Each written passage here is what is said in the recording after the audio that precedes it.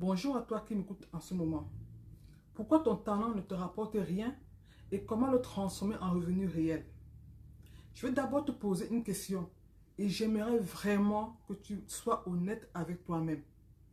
Est-ce que tu as déjà eu l'impression d'avoir du potentiel, mais de ne pas savoir quoi en faire concrètement dans ta vie?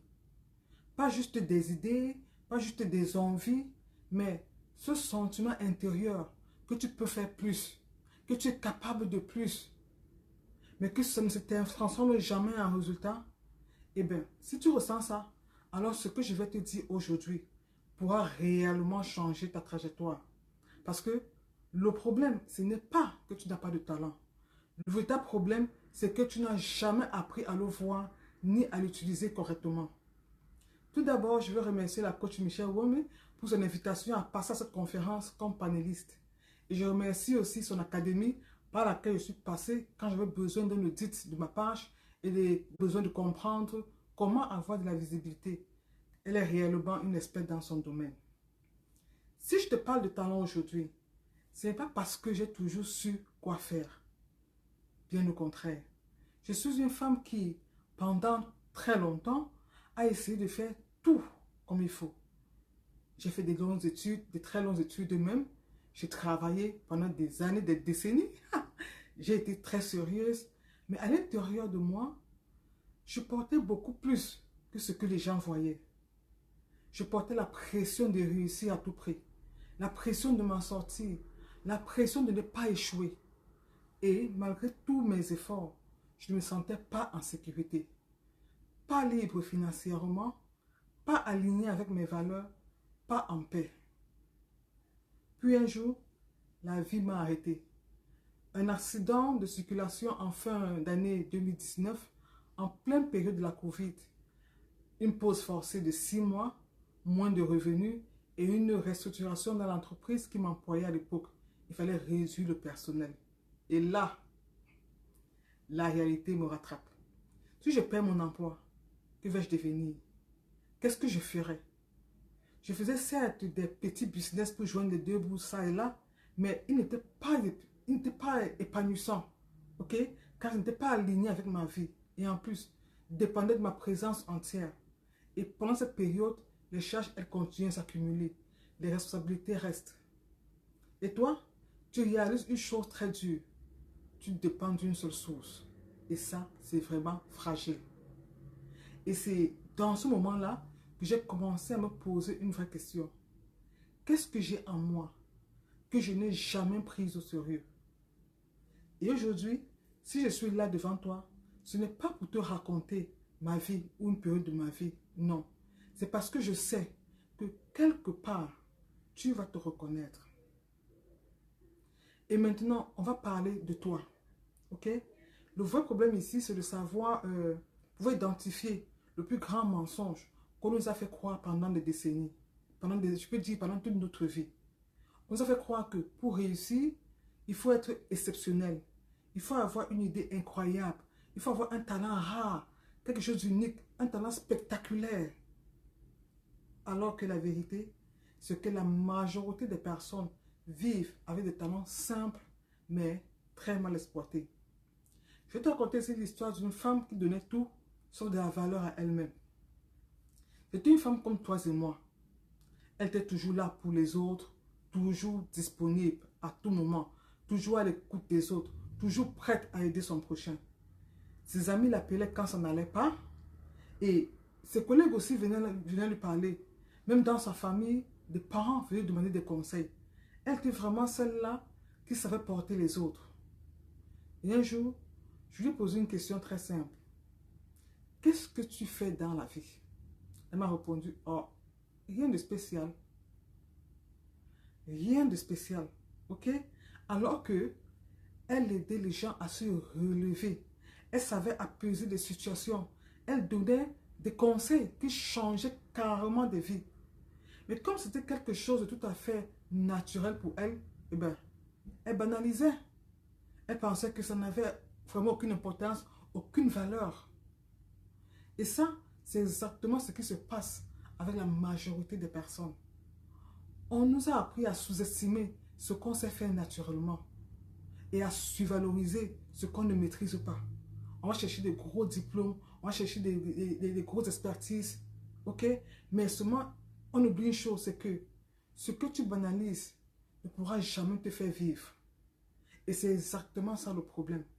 Ce que tu banalises ne pourra jamais te faire vivre. Alors, maintenant, on va devenir très concret. Comment donc reconnaître son talent? Ou encore, comment déceler le talent monétisable parmi tous les talents que nous avons? Car il faut savoir que chacun de nous a au moins un ou plusieurs talents. Et on ne va pas le chercher dans des tests, on ne va pas le chercher dans les livres, non. On va le chercher dans ta vie.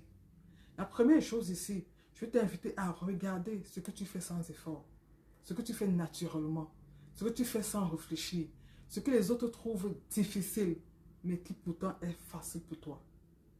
Cela peut être bien organiser sa maison, savoir ranger les choses de façon très correcte, savoir expliquer de façon simple les choses compliquées, savoir cuisiner des plats savoureux avec beaucoup peu d'ingrédients, savoir s'exprimer devant les gens avec aisance.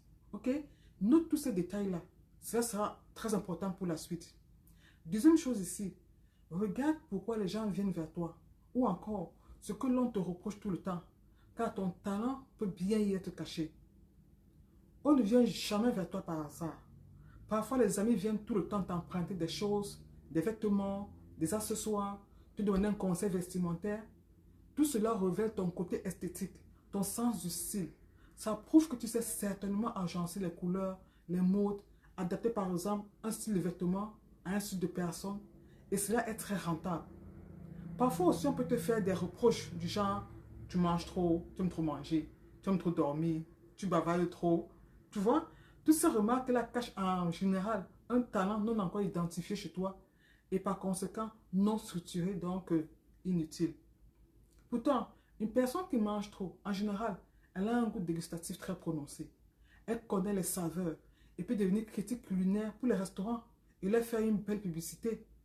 Une personne qui dort trop sait reconnaître quand son corps a besoin de relâchement, quand son corps a besoin de repos. Elle sait mettre en place une routine pour son sommeil et peut aider les autres à être à l'écoute de leur corps, à savoir réguler et gérer le stress par le repos. Nous savons tous que le stress est l'origine de la plupart des maladies chroniques de nos jours. Ok? Une personne par exemple qui bavarde trop peut créer un blog où elle raconte des histoires vécues avec des leçons à tirer. Elle peut s'intéresser à un domaine précis et creuser davantage afin d'éduquer d'autres personnes à travers un blog. D'accord? Donc, la troisième chose ici, c'est ton histoire. C'est tes épreuves, c'est tes blessures, c'est tes combats. Parce qu'une femme qui a traversé quelque chose développe des compétences invisibles. Et ces compétences-là ont une valeur immense. Une femme qui a vécu un célibat difficile peut facilement accompagner de jeunes filles qui aspirent au mariage et qui traversent un moment de pression sociale et de pression interne. Une femme qui a vécu une séparation ou un divorce peut accompagner celles qui passent par là. Ok? Et ensuite, une femme qui a vécu des périodes d'hésitation, d'instabilité et qui s'est reconstruite peut efficacement aider d'autres à faire pareil. Il faut juste savoir que tout ce que tu traverses est unique à toi. Et cela n'est pas un fait du hasard. Tu vas te dire pourquoi cela m'arrive à moi. Et la réponse sera, pourquoi pas toi? C'est toi qui es capable de supporter ou encore de surmonter cela afin de pouvoir tendre la main à d'autres pour éviter le pire. Donc rien est à négliger dans ta vie, rien du tout. Maintenant, il faut dire la vérité. Tous les talents ne rapportent pas. Pourquoi? Parce que le talent seul ne suffit pas. L'argent ne va pas suivre le talent, non. L'argent suit la valeur. Si ton talent n'aide personne, si ton talent ne transforme personne, si ton talent ne résout aucun problème, il ne sera pas payé. Et il y a des talents qui ne sont là que pour ton usage personnel, pour te recadrer, pour te donner de l'énergie, pour te fortifier, pour te remplir. Par exemple, tu peux savoir danser comme moi, mais ne pas être destiné à faire un spectacle.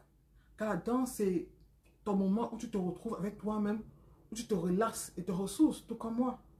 Contrairement à une autre personne dont le talent de danseuse sera monétisable, elle va organiser des spectacles et elle pourra vivre de ça.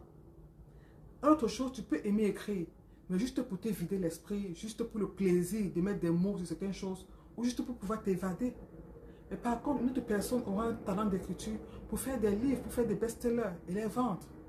Donc, à ce niveau-ci, il faut bien identifier ces différents talents en toi, afin de ne pas faire de confusion ou de devenir frustré, car tu vas essayer de monétiser ton talent non monétisable. Ok?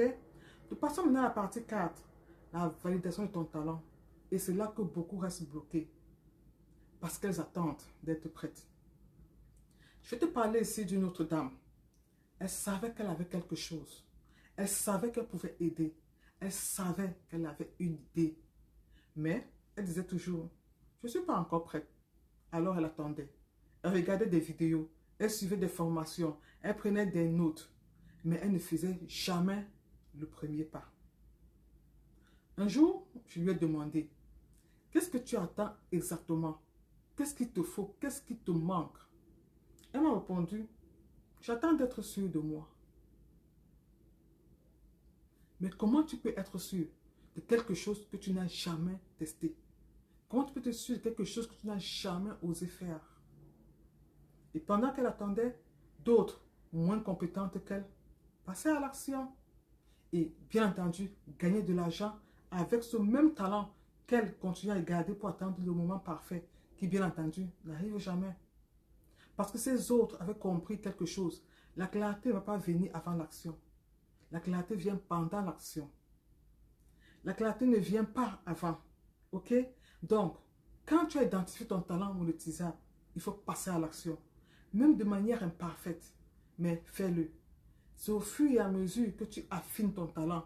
C'est au fur et à mesure que tu vas bien l'aiguiser et bien le positionner pour pouvoir en vivre réellement. Dans la partie 5, nous allons parler de la visibilité. Parce que tu peux être excellente, mais si personne ne te voit, personne ne viendra. Je vais te raconter une autre histoire ici. C'est une dame qui avait tout pour réussir. Elle était compétente, elle était vraiment intelligente, très smart. Elle avait un vrai talent. Mais personne ne la connaissait. Elle n'en parlait pas, elle ne se montrait pas, elle restait discrète parce qu'elle avait peur. Peur du regard des autres, peur du jugement, peur de ne pas être assez légitime. Et un jour, elle a vu quelqu'un faire exactement la même chose qu'elle. Ça lui donnait l'impression d'un plagiat. Mais cette personne parlait, cette personne se montrait, cette personne osait. Et cette personne réussissait. Tandis qu'elle était là et observait juste en silence. Cette personne réussissait pourquoi? Pas parce qu'elle était meilleure, mais parce qu'elle était visible. Et c'est là que cette dame a finalement compris que le problème n'était pas son talent, le problème c'était que personne ne savait qu'il existait. Si on ne te voit pas, on ne peut pas te payer. Donc, à ce niveau ici, tu dois travailler ta visibilité. Tu peux commencer par en parler autour de toi. Ta famille, tes amis, tes relations, tes collègues, tes voisins. Bien sûr, pas n'importe qui. Mais tu vas choisir des personnes qui croient en toi et des personnes qui sont prêtes à te booster lorsque tu doutes de toi. Tu vas commencer par proposer tes services culinaires à des connaissances avec la main-d'œuvre gratuite, histoire de te faire connaître. Tu vas proposer des petites portions de pâtisserie, par exemple, que tu as réalisées à tes amis, à tes collègues et autres là. Tu vas proposer des petites quantités de produits capillaires pour essayer à tes connaissances, des parfums, des produits ou accessoires de beauté, des services de rangement ou organisation de leurs espaces. Bref, ne reste pas dans l'ombre. Il faut te mettre à la lumière pour pouvoir éclairer les autres. La femme qui pense avoir tout raté dans sa vie est celle-là qui reste toujours dans l'ombre. Ok? Donc, avant de terminer, je vais te raconter une autre histoire. L'histoire d'une femme très forte. Une femme qui a toujours tenu debout. Une femme qui a fait ce qu'il fallait, mais qui, au fond d'elle, se sentait en retard. En retard sur sa vie, en retard sur ses projets, en retard sur ses rêves. Autour d'elle, les autres avançaient. Certains étaient mariés, d'autres avaient des enfants, d'autres encore réussissaient financièrement. Et elle avait l'impression de stagner. Elle se posait des questions que beaucoup n'osent pas dire à voix haute. Pourquoi pas moi? Qu'est-ce qui ne va pas chez moi? Est-ce que j'ai raté quelque chose? Et petit à petit, elle a commencé à douter d'elle. Elle a commencé à comparer sa vie à celle d'autres personnes qui, selon elle, avait déjà réussi. Elle se sentait diminuée et a commencé à se faire toute petite, à se rendre presque invisible. Alors qu'en réalité, elle portait déjà en elle tout ce dont elle avait besoin. Le jour où on a pris le temps de parler, elle et moi, et je lui ai posé une question toute simple. Qu'est-ce que tu sais faire que tu n'as jamais pris au sérieux? Au début, elle n'avait pas de réponse. Puis doucement, elle s'est mise à parler. Elle accompagne ses proches, elle donne des conseils tout autour d'elle. On vient tout le temps demander des conseils. Elle aide les gens à prendre des décisions très importantes dans leur vie. Et puis après, elle se disait encore, mais c'est pas grand-chose. Ça, tout le monde peut le faire. Et c'est exactement ce qu'elle croyait. Elle simplifiait tout ce qu'elle faisait pour les autres. Mais quand elle a commencé à structurer cela, lorsqu'elle a commencé à travailler là-dessus, tout a changé. Pas du jour au lendemain, non, ce n'est pas un miracle. Mais progressivement, elle a commencé à aider de façon consciente. Elle a commencé à structurer ce qu'elle faisait et à se positionner. Et aujourd'hui, elle vit de ce qu'elle pensait être insignifiant, de ce qu'elle pensait être anodin, de ce qu'elle pensait n'avoir aucun impact. Ok? Donc, elle n'était pas en retard, elle était juste mal orientée. Et peut-être qu'aujourd'hui, toi aussi, tu penses que tu es en retard. Tu penses que tu as raté quelque chose. Tu penses que ta vie ne va pas dans la bonne direction. Mais si aujourd'hui, tu ressens ça, ce n'est pas parce que tu es perdu. Certainement non. C'est parce que tu n'as pas encore appris à lire ce que ta vie essaie de te montrer. Mais tu n'es certainement pas en retard. Ça, il faut en être sûr et certain. Tu n'es juste pas encore consciente du potentiel énorme qui sommeille en toi. Donc, si tu es là aujourd'hui, ce n'est pas le fruit du hasard. Ça veut dire que tu sens que tu as quelque chose en toi, quelque chose qui bouillonne au fond de toi, mais que tu ne sais pas encore comment le structurer. Et c'est exactement là que beaucoup abandonnent. Pas par manque de capacité, mais par manque de cadre. Alors, si aujourd'hui, tu veux passer de « je sais que j'ai quelque chose » à « je sais quoi faire concrètement », ne reste pas seul. Ok? Parce que ton talent, il peut transformer littéralement ta vie. En conclusion, je vais t'inviter à retenir ceci. Ton talent ne changera pas ta vie tant que tu ne décides pas de l'utiliser. Et si tu veux être tenu par la main, alors laisse-moi savoir. Je serai honoré d'accompagner sur le chemin de ta réussite. Ne reste pas dans l'ombre, ok? Revise les notes que tu as prises aujourd'hui et interroge ta vie. Regarde, fais un recap de ce que tu sais faire, de ce que tu as appris à faire, tes talents, tes compétences, mets tout ça ensemble. Et tu pourras déceler ce qui te fait réellement vibrer. Tu pourras déceler ce qui te nourrit, te donne de l'énergie. Parce que c'est ça ton talent. Ce qui te donne de l'énergie à aller plus, à faire de l'avant. Quand tu le fais, même après des heures, tu te sens ressourcé, tu te sens revivre. C'est celui-là ton talent. Et oui, tu peux en vivre. Donc, tu peux prendre contact avec celle qui t'a invité, avec Michel. Et tu pourras aussi me contacter. Je ferai un plaisir de t'accompagner. On va se dire à bientôt. Bye bye.